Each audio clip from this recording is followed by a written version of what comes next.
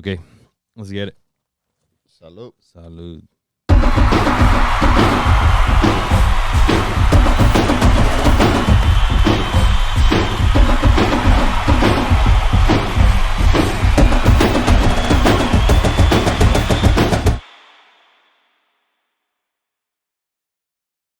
Let's go, Cesar. Let's get it, Omar. Let's get it. Ya regresaste de Colorado. Ya regresé, un poco cansadón still, but we're here. You're jet ready. lagged, basically. Yeah, No, jet not the lag kind. or driving. From Like, driving. Yeah, no manches. 20 hours on the road. Yeah, roughly. I feel like it was a bit more than 20 hours on the way there. Yeah. Just because it was our first time going, like we didn't know what was going on. But on the way back, it was more of 18 hours. You guys passed through Salt Lake City?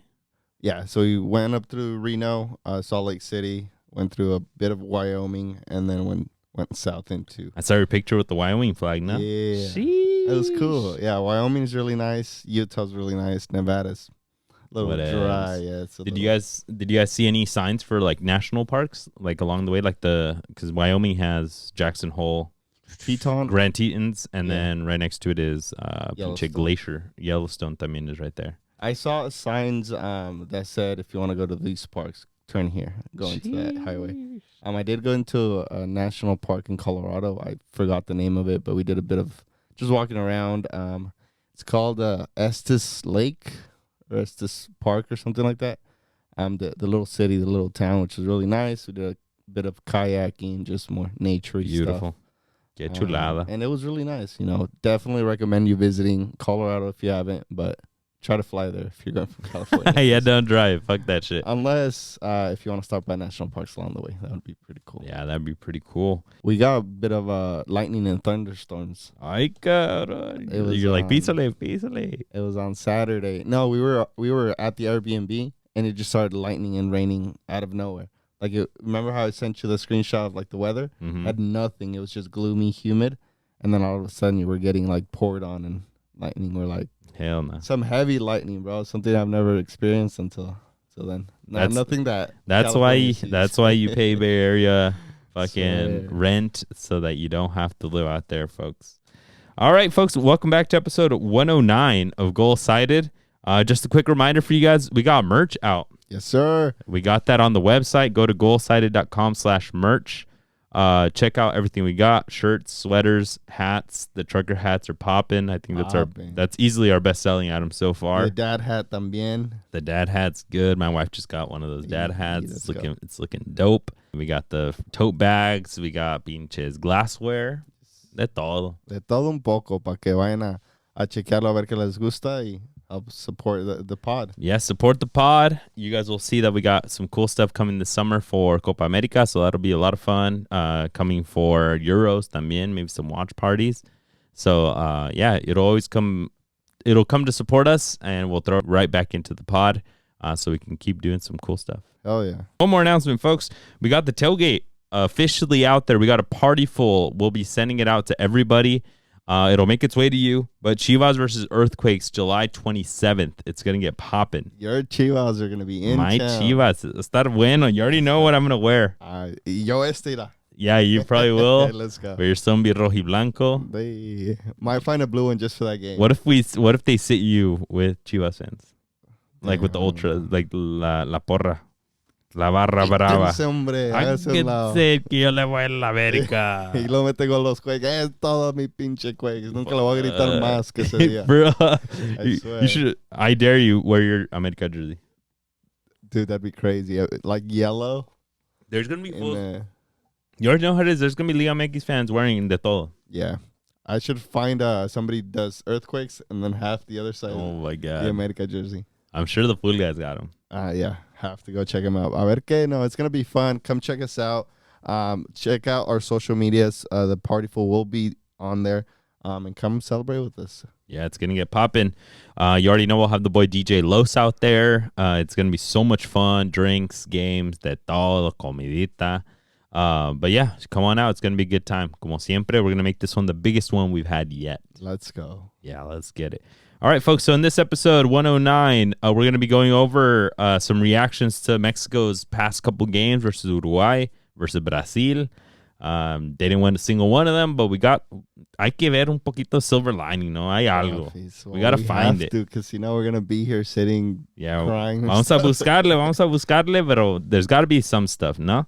We're going to go over the U.S.'s match versus Colombia. They're currently playing right now versus Brazil. At the moment, the last that I saw, they were 1-1. Pulisic just scored a banger of a free kick to Alisson's post, and he ruined all of our agendas that they were about to get wrecked, like 5-0. So we'll see how that goes during the match, too. We'll give you guys updates here. And then we're going to go to Euros and to Copa America. We're going to give you guys our predictions, who we think is going to win it all, MVP, dark horse, top goal scorer, all that jazz. And we'll just get right into it. The biggest thing we want to talk about, Mexico's performances the last couple of days. They actually just announced the final squad that's going to be going to Copa America. They trimmed off 5 players: Jordan Carrillo, Alexis Peña, El Toro Guzman, Nene Beltran, and Andres Montaño from Mazatlan. So Chivas get their Nene back. But yeah, I don't think there were very many surprises in there. A lot of people are upset that they did not take Jordan Carrillo. I think that's the biggest one. Yeah, I don't think he really showed up as much as he needed to. You played against Bolivia. I don't think he played. Against Bolivia, yeah. Y no sobresalió tanto, pero también, like, como que un partido is not that much to see. That squad was supposed to go. That squad was the entire squad that went to Esperanza de Toulon. Which I thought was really interesting. Like, why waste a match on los de Torneo de Toulon? Yes, it's important, but they're going to have like 6-7 matches in the torneo. Like, even after... It was a prep for the torneo. Yeah, but I mean, even after you're taking youth, like, it's a snowball effect of that. Like, you're taking away from the senior squad that needs it, but if you don't give that game to the U23s that need it as well, it's like, who do you choose? It's a lose-lose porque por el estado que México está.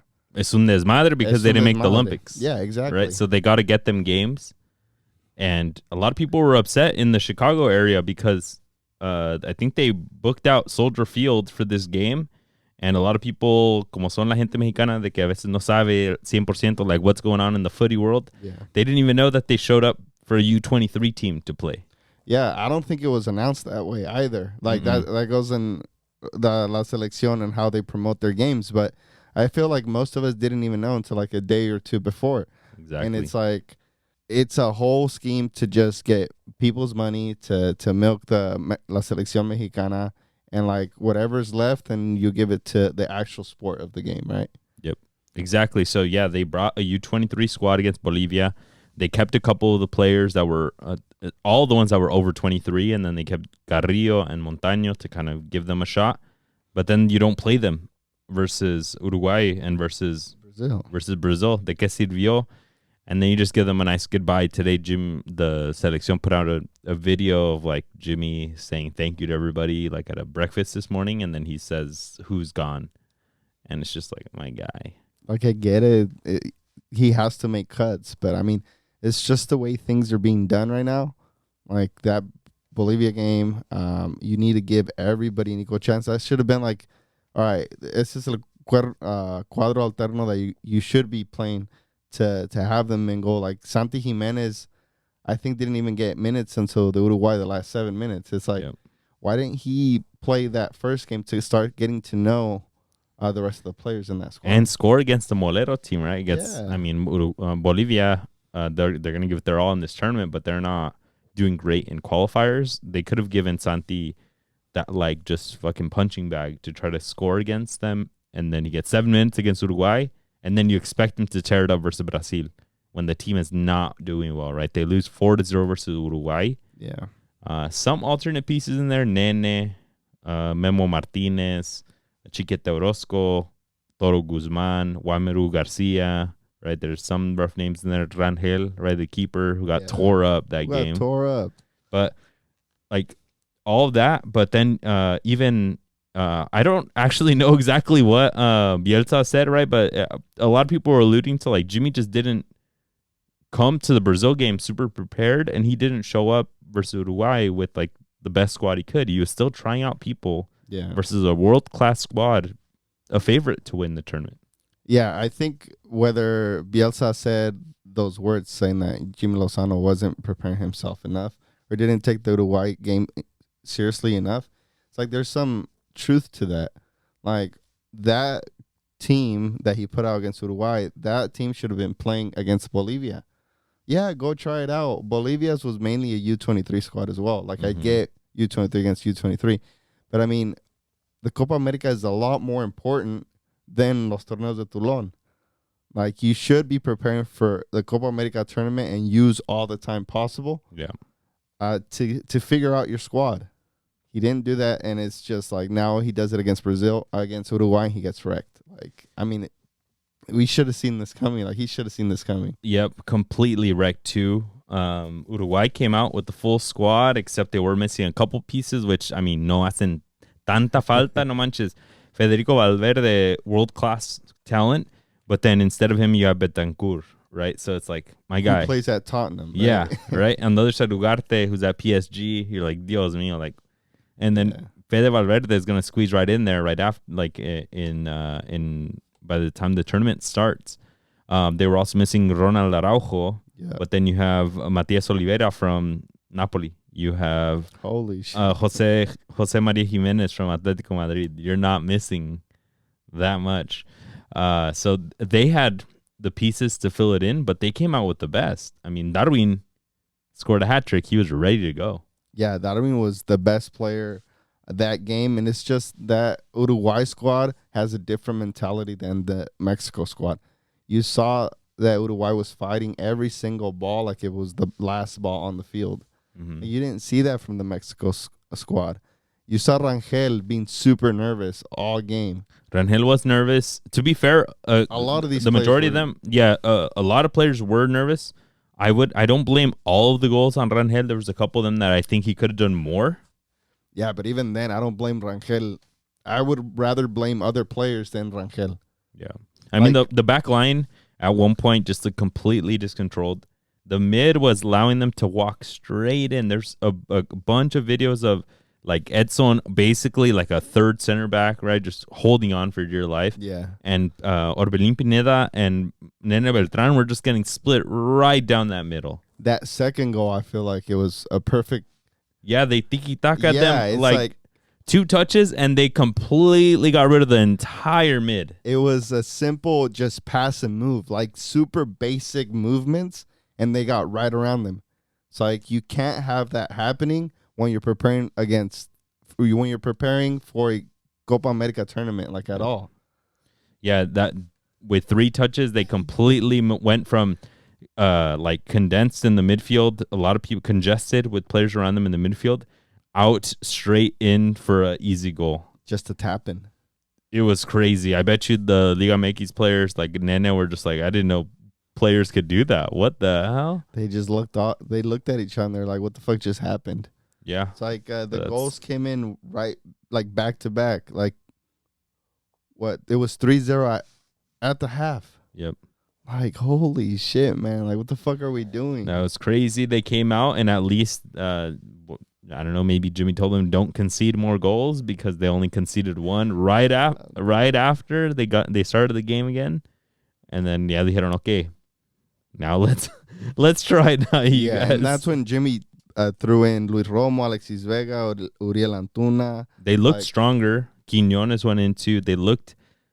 Antuna looked like a very good change of pace on the side. Vega looked pretty good, and like he was just smacking everything como siempre, right? Cutting in and vámonos mocos.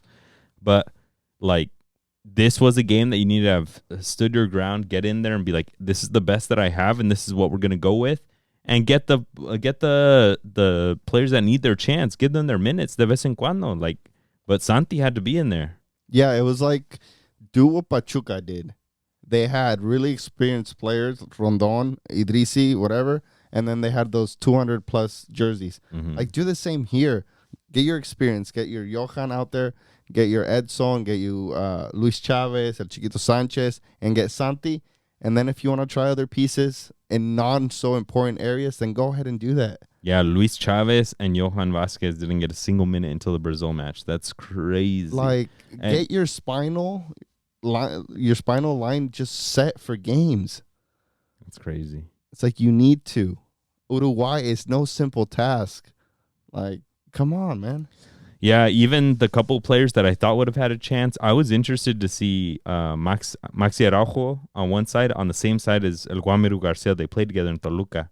Yeah. And he got torched by Araujo, and I was like, oh, that if there was one side that they would have stood a chance on was that, and the Tolmos. But he looked miles like so much better, Araujo. Yep.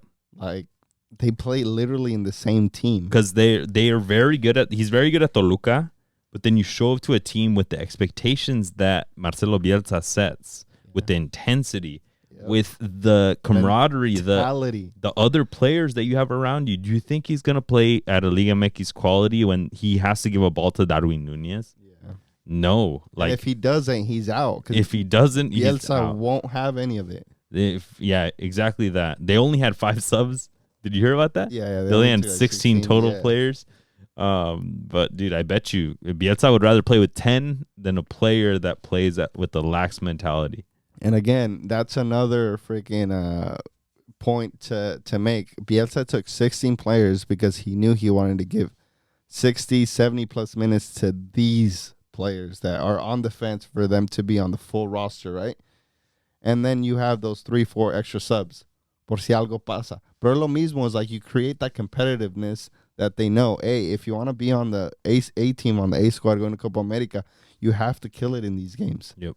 It's like Mexico takes their luxury of taking a lot of players and then putting in players that a veces no quedan, como Nene Beltrán. Like, yeah, he's just not with it. He's not selección level. Nope. Yeah, and that's why he got sent home.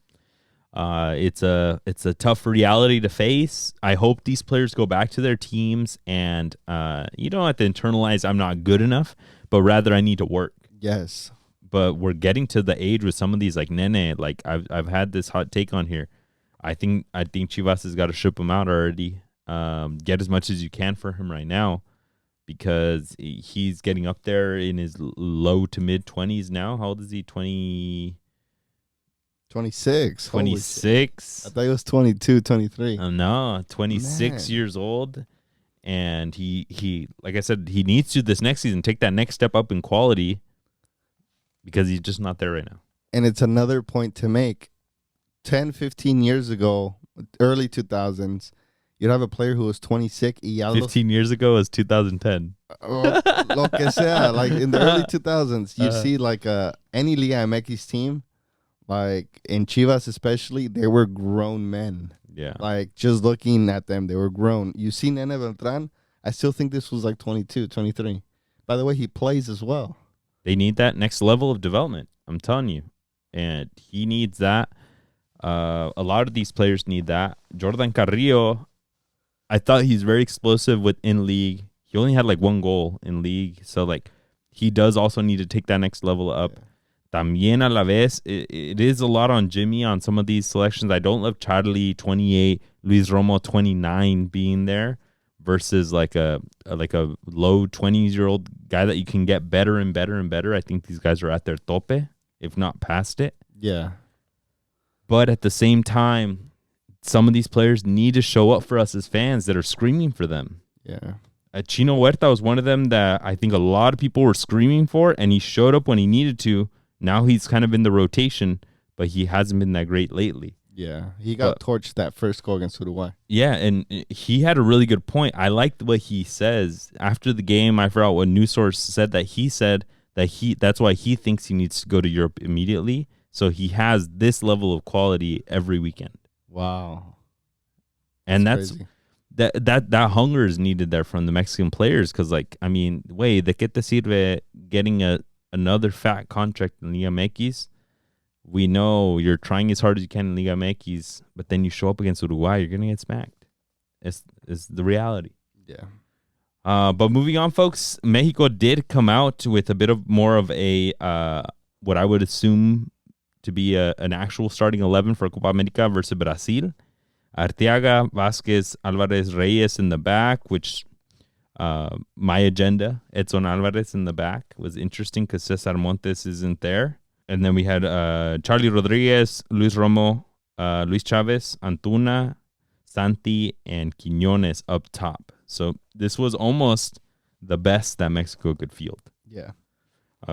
The big question that started coming out before this match versus Brazil was that Luis Malagon was not going to be there. He was injured, has some muscle tear, like a minor muscle tear that can be very dangerous and is going to keep him out for weeks. Well, he's not on the roster anymore at all. At all? The final one, it's Carlos Acevedo, might be. Yeah, so Luis, yeah. Oh, it is. Malagon is completely out from Copa America. They brought in Acevedo. My big question at the keeper now is, what do you do, Jimmy? Because it kind of seems like you don't trust any of Rangel or Gonzalez, who Gonzalez didn't have a great game versus Brazil either. He had a couple of little things here and there. And then you bring in Carlos Acevedo. Now Acevedo's coming in. Is he going to be the number one? That's crazy. I can see that happening. I can see. He already put Rangel in, didn't love it. Yeah. Or I don't know if he didn't love it, but we saw his jitters. And then he puts in Gonzalez, solid, but messes up. Yeah. No, I would start Gonzalez, but I can see the train of thought of, okay, I already seen these two, and they couldn't hold on. They couldn't held up. Okay, maybe I'll try Carlos Acevedo, and I can see him going again, especially against Jamaica, because it's supposed to be a more manageable squad. But that's crazy. You're going to be testing the waters. Crazy for him to do that, yeah. Testing the waters. The first match of Copa America is wild. Yeah. But I can see it being right now in practices being a pure competition. Yeah. Like Jimmy's like, ahora agárrense cabrones. Who's the best one at these practices? That's who will start. Damn. But imagine he had three keepers lined up. One of them got injured. He brings in the fourth, and then the fourth one he throws them straight in. My guy Jimmy, are you really making the best decision? I don't know, but it just goes on with that. Es que no hay calidad. Like, you have to pick from these lots. I don't love any of them. Exactly. It's like we have to pick the least worst one. You mentioned bring Tapia in. Yeah. Bring Padilla in from Bilbao. He already signed up to play for the youth squads. Maybe lock him down. Bro, he's about to jump up to the Bilbao first squad, right? Yeah, but I think we'll see another Tala Rangel scenario where he only has 30-plus matches in first division. And then he has a really bad game like he did against Uruguay. So it's just more preparation needs to be done early on so we don't have these issues at the selección level. Yeah, I mean, that's what all the moleros are for. That's why they shouldn't have fucking brought Ochoa just to play moleros, dude. Like, in hindsight, we're like, dude, we haven't been preparing players. Gee, in any position. No. They're not. But I'm not loving any of these keepers. Like, I'm not feeling confident. At a certain point, Jimmy has his head on the line here, so he's not like thinking of it for the future, maybe in certain ways. But at a certain point, if you're not loving any of them, you go with youth, no, for the future. Yeah, which is rough. But before that, when your job is on the line, before you think of the youth future, because everyone sucks, you think of who's the most secure, and I think he's gonna go with Julio Gonzalez. I would go with Julio Gonzalez. More experience, is better up in the air. Didn't have a really bad game against Brazil like Tapia did against Uruguay. And I feel like Acevedo is just too much of a risk. Yeah. So versus Brazil, Mexico came out better. They were down 2-0 off of really early on, too. Yeah. The first goal 1-0. And it's I remember the commentators even said that it was just a continuation of their bad play versus Uruguay. Era el mismo equipo. Yeah. The same mentality. So they were basically down 5-0 at that point. Yeah. But Martinelli scores in the second half, an early second half goal again. Locker room goals. Y'all not ready for this. Y'all nervous. Que onda? Martinelli scores. But then Quiñones scores. We get the Memote goal in the 93rd minute. Which was a really good goal. That was all hustle. Yeah. Puro pinche. El mismo. Sus puras ganas. He got a header. Alisson made a really good save, but then he followed up, and it was a bullet of a second strike. Yeah, just come on, too. He came on in the 89th. The goal's in the 93rd. Yeah, that's what you put him in for, right? A big physical player. Gets up for the header, blocks it. He follows the rebound himself, wide open. Mocos. Vámonos. Perfect play by a natural striker. But that's something that we weren't seeing from Santi. Is I think the biggest thing that I can get out of it is like, como que, and maybe this is a hot take, pero like el Santi como que lo veo muy como que huevón. Like I see him and he seems very frustrated with everything that's going on. And I understand you're not getting the balls that you do at Feyenoord. You're not getting the balls like you're used to and you can do everything with, right? I say un pinche desmadre en la Liga de Holanda. But I see some of these plays, and I saw one play, I think, with, I forgot who the mid was, but he like faked in and went running, and it was a beautiful play, but the player gave it to him right here, and the defender picked it, and he immediately was like telling him, over here, and I'm like, okay, that makes sense. But then de vez en cuando no le llega el balón, and you just see him throw his hands up, like not turning around, like, and it's like superstar vibes to it. But that's not what you need from the team right now. The team is struggling. But the team has been struggling, and he has been, especially at club, he had a rut where he didn't score many goals. So I bet you that was frustrating. He comes over to the selección, and he doesn't get minutes. In like March, he got like little to no minutes. Yep. Comes in again in March, especially after winning the Gold Cup. He was on that scored the World Cup, the Gold Cup. Yeah, he scored the goal, the game goal winner. To win it. It's like, all right, ya me eché el equipo al hombro. You've seen it in the Gold Cup.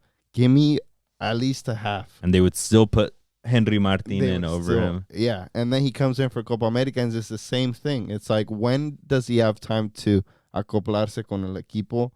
Esa jugada that you just described, it's like perfect scenario or example of them just not knowing each other. Yep. That goal that Alexis Vega crossed it to Quiñones, like Quiñones knew that was the movement Alexis Vega was going to make. So like just those little scenarios, it becomes really frustrating for a forward, and him being the only one in Europe, también se nota que, okay, there's a different mentality there. Yeah. It just like como que me da un sabor amargo because it looks like he's just not comfortable in the team right now. Yeah. And it looks like he's by himself. It looks like he's not able to play at the level that he does at Feyenoord. That he knows he has. And all of us here are screaming, give him more minutes, and he gets the minutes. Y como que no se ve bien. And that's the scary thing because Mexico is banking on him doing well. He has to be, for them to move on and to get into quarterfinals at least, like they need him to be like a top 5 goal scorer. They're not going to make it with Antuna. Nobody's banking on Antuna to score hella goals, right? Maybe Quiñones. But like not seeing him at the top level right now at his best moment is not great. And we know it's because he's not getting great opportunities. But then like pa matarla, pa acabarla, seeing a player score off of pure hustle. Yeah. Like Guillermo Martinez kind of does you dirty. Yeah. Because it's a different style of play too. Like it's a different skill set, but it makes Jimmy think, okay, I have a fucking almost 6 foot tall guy who wins a header, follows the ball, y no rezonga, mete unos pinches madrazos al balón y metió gol. Yeah. And it could be also a little bit of maturity from Santi. Yeah, but that, we had talked about it before. If Santi scores, you eat minutes into Henry, right? That goal, I can see that eating minutes into Santi. Yeah. And that's a tough thing. Good and bad, right? It's good. Not for Santi, not good. Not for us that want him to get every single minute. Yeah. But good for us that saw that quality in Memo to be like, all right, my guy. Like, if you go in the last 15, I'm not going to be that mad. Like, right, yeah. It's like at the end of the day, it doesn't matter who scores as long as we get goals in. Because sometimes Mexico really struggles in that part. Just not putting any goals away. Yeah, that first goal was a surprise because it was Luis Romo going in hard, right? Somebody who's a meme. A lot of people hate on Luis Romo. Goes in hard, takes the ball away, touch up I forgot who the right mid was, but then he gives the ball into Alexis Vega, beautiful ball, and Alexis Vega gets an amazing ball into Quiñones. Doesn't give it to Charlie? I think he gives it to Charlie. Maybe if acabarla de chingar, the two that everyone hates. But what a ball in from Alexis, and what a dynamic play for Mexico. Yeah. Off of a counter, cut a play. They were countering, cut the play. Vámonos a estancarlos. 2-3 touches in, goal. Like, I think we haven't seen that in forever than Mexico. And we're like, bro, if we can copy and paste that shit, like, do that shit. Yeah, I think Luis Romo has been really solid since Liguilla. Mm-hmm. And I feel like he has been getting... I understand the hate that had come before that, but I feel like now he's the closest we have to an Edson Alvarez, que es todo terreno. And I don't think we have another player younger exactly like him that we can just plug in yet. They're not ready. They're not ready. So as much as I get the hate, I feel like Romo also needs to be put where he's doing the dirty work for Mexico, and he's probably one of our better players alongside. Yeah. I did like how he played. He was one of the few above 7.0 if we go on football ratings. Yeah. He was the only one that Mexico of the starters because, like you just said, he is the closest thing to Edson there. Más que Edson is there. Yeah. And that's what we hate is that like Mexico has a lot of Edson-like players, not as good as Edson, but then they can't play where Edson plays, so you put them in the other places, and you're like, my guy, you don't have the qualities de esos. Yeah. You don't have the qualities de Valverde or de pinche de Pereira from Brazil. We're just putting in there nomás por ponerte. Yeah. But this game, they put him where Edson was because he played in the back, and he was able to shine. And now you take away from a natural center back, putting Edson back there. Because for me, seeing Edson playing center back against Brazil, I felt like at times his mind was stuck between, do I play that 5 or do I play that center back position? Like, that split decision making was slowing him down, and he was getting kind of sloppy at times. Yeah. Which, bring Anselmi. Anselmi will have you do exactly that, Edson. Leave the fucking back and ponte en la media, güey. Yeah, I mean, pero se toma trabajo. And it's like, all right. Jimmy's not telling him to do it. No. Right. And Montes, I feel like Montes and Johan Vasquez are the two center backs that we need to have going into Copa America. Where's Cesar Montes been? He's injured. He's not going to play? Should be back. What the madre. Pero, I liked this lineup. I just didn't love Charlie.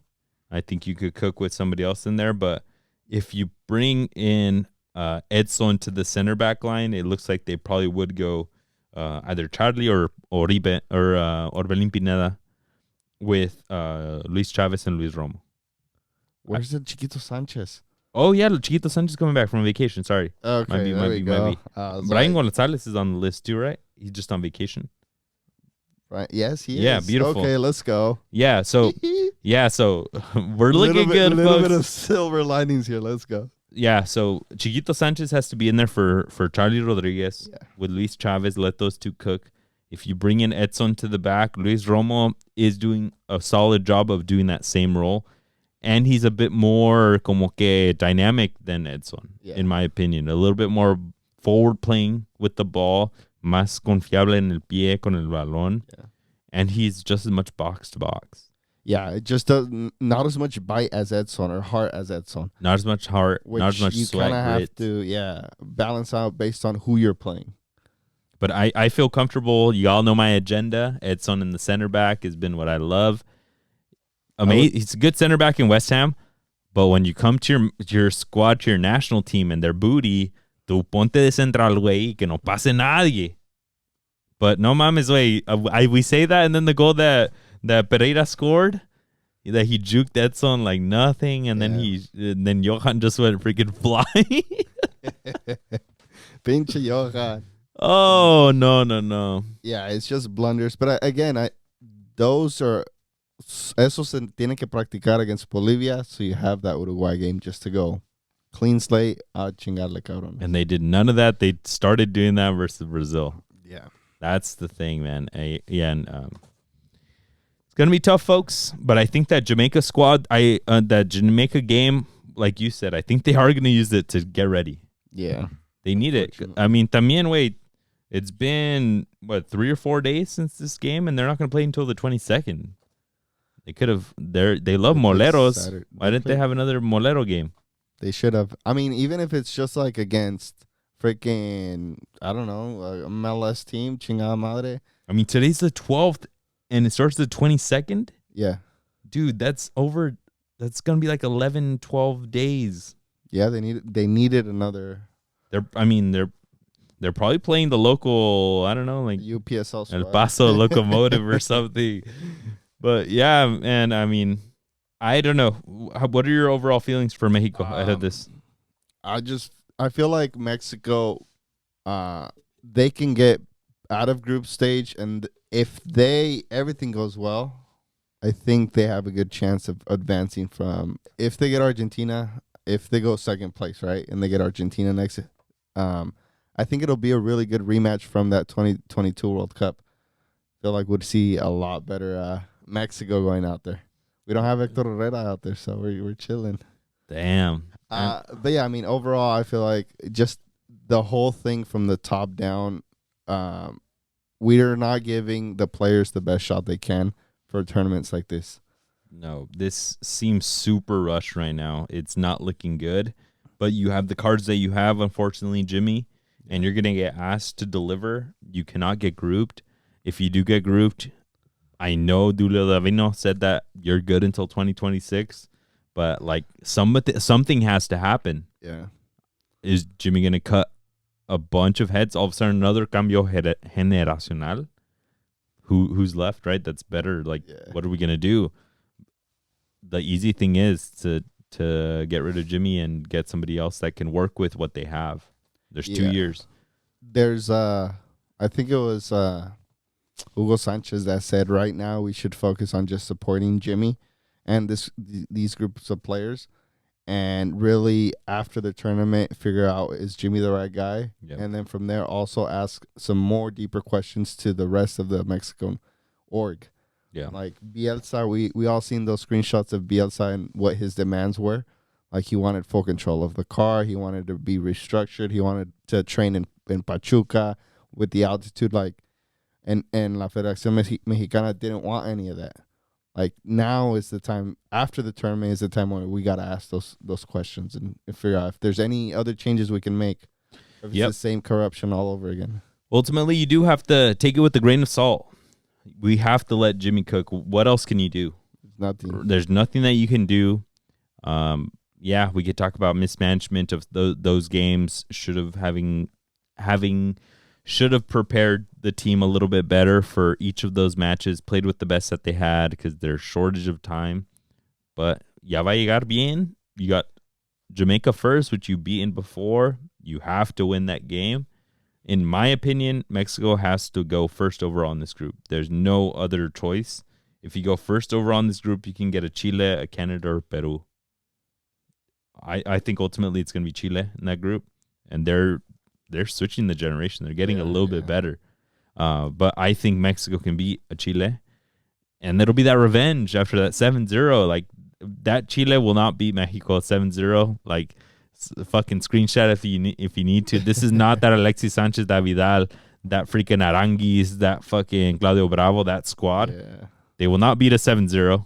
Yuri was in there, huh? Jesus Christ. But Mexico needs to go first overall and play Chile or Canada. I don't think Peru has a chance, but it needs to beat one of them because you don't want to see Argentina right off the bat.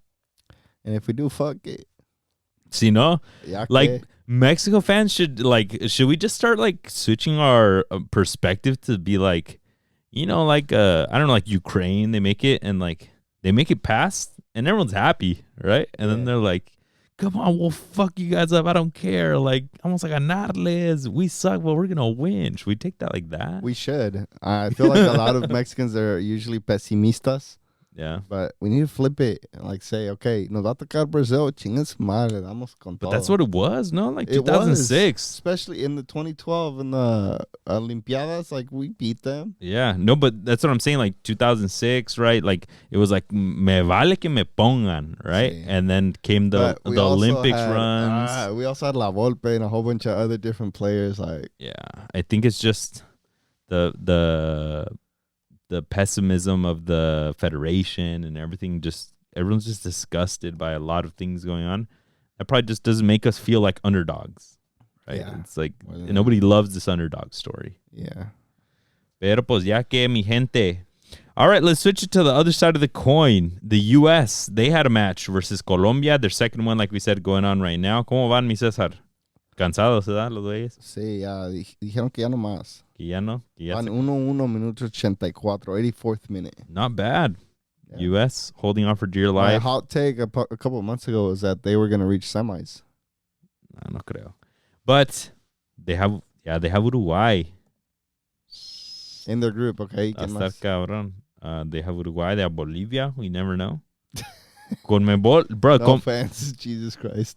Any Conmebol versus any CONCACAF is rough. So tampoco no me vengan a En chingar. Conmebol. Acá pues, está más leveled la cosa. What's so level? Even Bolivia will have more Bolivians at the game than U.S. fans.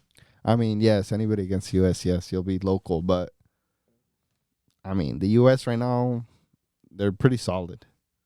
Like I said, le va a quitar. I know we're Mexico fans, but... Pretty solid la madriza que les puso el pinche Colombia the other day. Damn. 5-1, pero también Colombia. Yeah, Colombia beat them 5-1. Let's just get into that. Now they have, like 26, 28 games in a row. They haven't lost since the 2022 World Cup qualifier versus Argentina. Yeah, so just laying it out, Colombia, they didn't make the World Cup last year. The last World Cup, they didn't have a great run, but then their last match that they had that they lost was against Argentina. They lost 1-0, and then they won a couple of matches, Bolivia, Venezuela, but they still didn't make it. And then since then, they haven't lost a single match. Wow. It's over 2 years. How many games? Like 26, no? Yeah, I think it's 26 or 28. So, I mean, shout out to them. They seem to be doing a lot better. James is back in the squad. James Rodriguez is in there. He didn't do too much against the U.S., but everyone else around him did. Luis Diaz didn't even, like, he was kind of chilled out. Yeah. But Colombia started winning 2-0, and then USA got the 2-1, the Timothy Weah banger. It looked like the U.S. could maybe get back into it, but the team just completely, like, started falling apart. I think it's... yeah. I'd like to summarize it. I think the U.S. has a big problem trying to come out the back with the players that don't have the best quality in the back. I think once the U.S. gets to Yunus Musa, once they get to Gio Reyna, McKennie, they're lights out. They're an amazing squad. Because up there you have Weah, Pulisic, Balogun, Haji Wright, Pepe, everybody good. Yeah. But, like, bro, you're trying to come out with Tim Ream from the back. You're trying to come out with Joe Scally. Como que no. Como que no están listos, pero yeah, like you said, they have so much talent from the midfield going forward. Even Robinson, left back at Fulham, yeah, they're not the best back line to come out the back, but even then, they're really solid defending. Yeah. They get caught out making mistakes, silly mistakes, and that's how we got the 5-1. But I mean, if they can fix those, if Berhalter really, they've been calling out Berhalter out, I just don't feel like you really had a good tournament in 2022. Berhalter doesn't need to go out after this tournament. See, de veras, you get faceplant, like that's when you. Damn, your Berhalter in.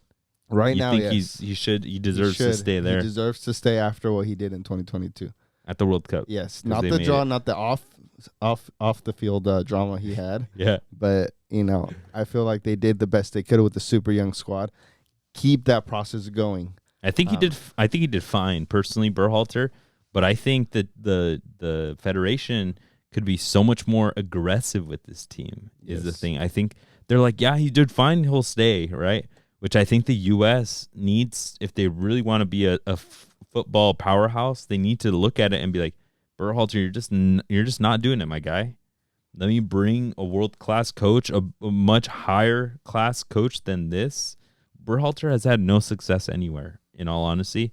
So I think they could do better. They should be looking to do better. Because, like, no manches, these kind of losses are embarrassing. They did come out today. Maybe they listened to Berhalter. Looks like they're about to tie. Yeah. But what I'm saying, they suck out the back. Today, the goal de Brazil. Same thing. I was saying, like, bro, they were trying to skip the line. Matt Turner gives, like, a lob ball. Doesn't make it through the mid. Rafinha gets a great ball into Rodrigo, golazo, right? They just get them right back. Like, they just ping-pong, vámonos, gol, right? So, like, no salen bien tocando. También they're not super secure just getting the ball the hell out. They just need to figure out the way because everything forward attacking is amazing. Yeah. Yeah, it just gonna take more work. Trabajo. I just don't think I don't think Berhalter is the guy to do it. I think they can make it out of the groups because they should be able to smack Bolivia. I think the game against Panama is going to be good. Yeah. I think Panama can come. I haven't seen what this team is looking like, but their youth levels are doing good. If they can transition, maybe if they get a draw versus the U.S., le va a poner cabrón because U.S. versus Uruguay is going to be a huge match. Yeah. A huge match. Yeah, I have U.S. and Uruguay going out. I don't think Panama's there yet. Like you mentioned, they have been doing really well at the youth levels. World Cups, Torneo de Toulon, Panamericanos, but they're not at that level. They haven't taken that next step as a federation, as a selección, to be like, okay, they're a serious contender for this group. Yeah, once they get out of that group, it's going to be tough. If they don't, que se vaya el pinche Berhalter. Se vaya mucho a la ver. If the U.S. doesn't get first place, if they get second, they're going to end up getting a Brazil right off the bat, which is going to be tough. A Brazil or Colombia. Brazil that they're playing right Los now. Fantasmitas. Yeah, the two that they played against are going to be the two possible ones. That's pretty smart. Ones. They got two possible teams that they could play going into Los Fantasmas are going to be creeping up versus Colombia if they get them. But we're going to be talking about our predictions for Copa America, our predictions for Euros. We're going to be going over for each the winner, who we think who's going to win, who we think is going to be the dark horse, the disappointment, the MVP of the tournament, and the golden boot, the top goal scorer for both Euros and for Copa America. All right, Cesar, you ready for this? I'm ready. All right. All right, then let's get it. Cesar, tell me, from Copa America, who's your prediction to win it all? Our prediction to win it all is Uruguay. Marcelo Bielsa, Uruguay, has been killing it in qualifiers. I think Darwin Núñez is going to have the golden boot. So far, he's 5 goals and 1 assist in qualifiers and just destroyed our Mexico. He got a hat trick against Mexico. So I think this Uruguay is poised to go deep in Copa America. And like I said, the key factor for me is Marcelo Bielsa. Hijo tu madre, that's one of my choices. But I think the winner of it all is going to be Argentina. I think they're going to repeat. I think they're in a golden generation. I can see Julian Alvarez really killing it this season, this tournament. I think they have all the pieces there. Messi's going to come well rested. That fool wasn't doing anything at Inter to hurt himself just for this tournament. Just chilling. And Messi wants more trophies. So I think he'll make it happen. Who's your dark horse for the tournament? My dark horse just beat USA 5-1, and it's Colombia. In Colombia, have a lot of key pieces. They have Luis Diaz, and they also have that little Spinita that they didn't make that 2022 World Cup. So this Copa America is going to be big for them, and I think they've showed it so far against the U.S., and I think we're only going to see more of it in this tournament. Cool. Yeah, my dark horse is Ecuador. I think Ecuador, if they can make it in first out of the group, then Mexico, I could see them making it pretty far because they'll get like a Chile. They have a really good generation right now. A lot of players playing in Europe with Hincapié over at Bayer Leverkusen, Caicedo. So I think their biggest piece, they just need a striker that's going to kill it for them. Other than that, I think they can make it pretty far. Cool. Who do you got as your disappointment for the tournament? For who me, who do you think just going to let you down? This one was hard, but I think Brazil might be the one to let us down. They haven't had a really good qualifier so far. They just brought in a new coach. Ancelotti famously was going to be their coach. He's like, no, never mind, not anymore. So I think this Brazilian team is a bit more like in transition or doesn't really know what they want to do. They don't have that identity that we know of Brazil, that yoga bonito. Mm-hmm. So I think they're going to disappoint us, and they're going to bow out pretty early on. They're not going to make it to the final, in my opinion. USA will eliminate them? I don't know. In quarterfinals? Damn, that'd be wild. What a storyline. My disappointment of the tournament, they're already disappointing desde ahorita. But I think the big one to call out is Paraguay. Damn. Where have they fallen from? They have historically been a very good squad. I just don't see it in this team. I was excited for them having Julio and Cesar there in the middle. They're Brighton. I thought he would be killing it with this team. Almiron has been in and out of injuries. Like, I just don't see where this team can put it together at this moment. I think they won't make it past the groups. A lot of people might say that, like, oh, that's understood, because they got Brazil and they got Colombia in that group. But I see them. I see Venezuela, who Venezuela currently is in World Cup spots. I don't see them getting out of the group with Mexico and Ecuador either. So those are two that CONMEBOL that I think could have done better, but I think they're just going to disappoint us. Yeah, if you want to really take it, I'd say Canada's another one. Yeah, Canada, they've been struggling too. I know they made it to their first World Cup last in Qatar. So, all right, Cesar, give me your, after disappointment, give me your MVP for the tournament, for La Copa America. My MVP goes with the winner, Uruguay. It's Darwin Núñez. I have Darwin Núñez being top goal scorer, getting that golden boot. But I feel like in Uruguay, he plays a lot, like, more happy, has less pressure. And I think the system just works better for Darwin Núñez compared to how Klopp and Liverpool were doing. So that's why I have him as MVP of the tournament. Killer. So I got Vinny. I think Vinny's going to come off of that great tournament that he had with Real Madrid, and I think he'll be able to tear it up with Brazil. I do see them making it pretty far. So I think he'll be able to get his assists up, score a couple goals, and beat out Darwin Núñez, who I have as my golden boot as well. So I think Vinny will have to do a good amount extra for the team, leadership-wise, scoring, assisting. That would get him that MVP. But yeah, I think Darwin Núñez is just going to have a field day this tournament. I think he'll be able to score. I don't know how many he'll score on the U.S., a ver cuántos. But I think he will easily beat anybody out for golden boot. Hell yeah. Cool. All right, let's move on to the Euros, folks. We're going to do the exact same thing, our predictions for the Euros. Who you got as your winner for the Euros, Cesar? I got the host winning, Germany. I feel like German teams all around, Bayern Leverkusen making it to the final of the Europa League. I got Bayern Munich making it to the semifinals, and then Borussia Dortmund making it to the finals of the Champions League. I feel like all of those teams have been doing really well, and other pieces of the German national team outside of Germany also doing really well. It's going to culminate in Germany winning the Euros this summer. So we'll just have to wait and see how they do. And they're playing at home too, so that's another key point to. That's a big point. Yeah, in my case, I got England winning it all. It's finally going to come home. I think this squad is primed and ready to win it all.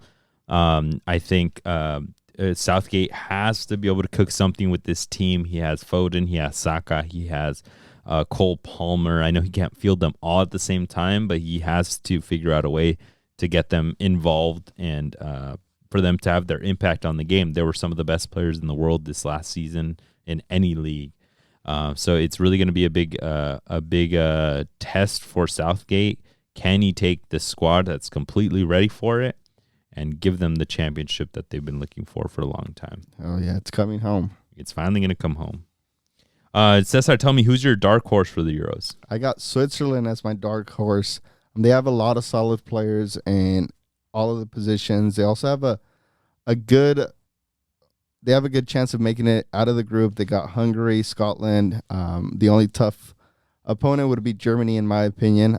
So I think I have them as dark horse for this Euros. Nice. In my opinion, one team that I want to keep an eye out for is Turkey. They are in the groups of Portugal with Czechia and with Georgia. I think they can get that second spot. And if they do get that second spot, I would say keep an eye out for them. They have a very strong mid of players that play in Europe. I know they just got smacked recently by Austria, but I do think this team can turn it around. They just got a new coach maybe about 7 or 8 matches ago that they're still trying to figure it out. If he can really put his foot down and get this team cooking, I think this team can make it out of that group and aguas in that next round. Who knows? Maybe a little surprise. Who do you got as your disappointment? Who will be the big disappointment in this season, in this tournament? For me, it's going to be Belgium. Oh, Yeah, I have Belgium as a disappointment because we had this golden generation of Belgium that we thought was going to do amazing things, and it just never happened.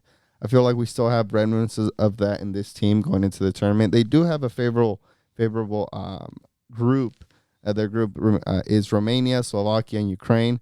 I think the only one that's going to give them a bit of problems is Ukraine, but the other two should win. But I feel like overall, this Belgian team should be one of the favorites. We should expect that of them. But I feel like just like previous Euros, World Cups, the golden generation is just going to disappoint. Yeah, it's in my opinion, it'll all come down to whether Kevin De Bruyne shows up. That's the player that's the difference maker in that Belgium squad. And if he's not up to par, if he's not at 100% playing his best, I don't feel like that Belgian team can do anything really. Yeah, I'm going to be excited to see them because they do have like Jeremy Doku. They have a couple of really lightning attacking players that I'm excited to see. Trossard coming in. So I see it a little bit difficult for them to disappoint, but I'll let you cook. A ver qué pasa. My disappointment is an interesting one. The current reigning champions, Italy, I think is going to disappoint here. Cook me all y'all want in the comments. Let us know what you guys think about these. Won the Euros. All of a sudden, it looked like they were turning it around. But yeah, they didn't make the last World Cup, but they do have Spain and Croatia in this group, which is the death group, in my opinion. Yep. And they also have Albania, who had a really solid good qualifiers leading up to this tournament. And I think Albania can be one of the ones to sour the milk here. I think they can spoil the party. Yeah. I think they can maybe get a draw in one of these matches and really ruin it for one of the teams. But that Croatia just knows how to get their way through things. And Spain, I see them as not the ultra favorite because I like my England, but I can see the Spain team making it very far. That Italian squad, I just think que todavía le falta un poquito de algo. I think it is different than 2 years ago. This competition is going to be completely cutthroat, and that group is not helping them at all. Yeah, I agree with you. I would have them second as a disappointment. I think them, and then also the Netherlands, I don't feel like are leading up well into this Euros, but we'll have to wait and see. It's going to be exciting. No Frankie de Jong. No Frankie de Jong. Got pulled out. That cabron. All right, give me your MVP for the Euros, Cesar. MVP is none other than Jude Bellingham. Let's go. I have Jude Bellingham as the MVP. I think England have a really good shot at winning the tournament. He's coming off of a great first season with Real Madrid. He's even mentioned for Ballon d'Oro for next year. So he has to show up in the Euros to be number one for Ballon d'Oro. And he has a super stacked squad in England that can make him shine even more on the stage. That's an interesting one. Yeah, that's a good choice. I'm going with the same squad in England. I'm going with Phil Foden. I think Phil Foden needs to step it up now. He did completely for City. I think he had an amazing season. I think his game is going to be a little from the matches that I've seen from England. Sometimes como que Jude Bellingham como que lo veo no tan atacante. So I think it'll really allow Phil Foden to flourish if he's further up the field and doesn't have to drop as much. So I'm hoping he gets the stats, he gets the goals, the assists, and the majority of the minutes. If he gets that, I think he'll win this pretty easy, the MVP. Who do you have as your golden boot of the tournament? Golden boot goes for Mbappe. Yeah. I feel like that French team is just too OP. They're going to score a lot of goals. Mbappe loves scoring in bunches. So I have him for a golden boot, and I also have France being top 4.